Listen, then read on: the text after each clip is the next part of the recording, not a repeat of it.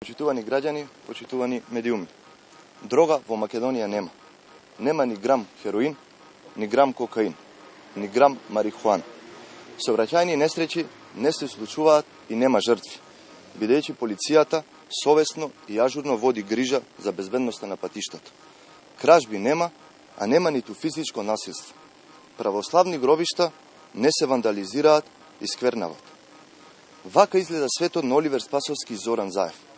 Вака изгледа Македонија само за нив, бидејќи граѓаните ја гледаат реалноста.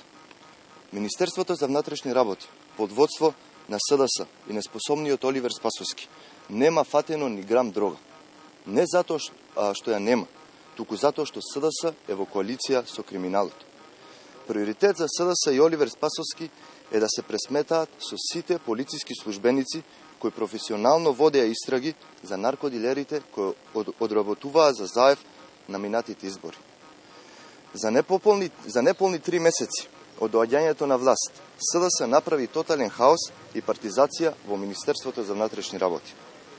За неполни 3 месеци Оливер Спасовски подели 500 решенија, унапредувајќи партиски послушници и по 4-5 скалила, што е спротивно на законот за внатрешни работи и системот на кариера.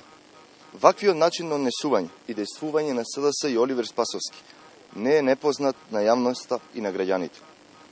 Сведоци сме дека и во минатето кога СДС беше на власт, наместо структурни реформи во полицијата и унапредување на ефикасноста на министерството, наместо откривање и неутрализирање на криминалните групи, се случуваше токму спротивното. СДС ја препушти безбедноста на граѓаните во раце на неспособни и непрофесионални кадри, кои имаат за цел да го штитат криминалот на луѓето блиски до врвот.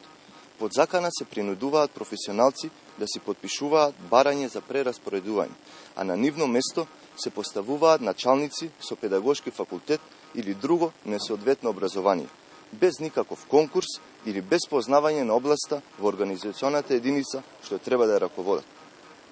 Ваквото незаконско однесување ќе се нотира и ќе се санкционира. Отежителна околност ќе биде доколку партиските послушници кои биле незаконски унапредени на своите препоставени им се одолжуваат со незаконско и криминално работење.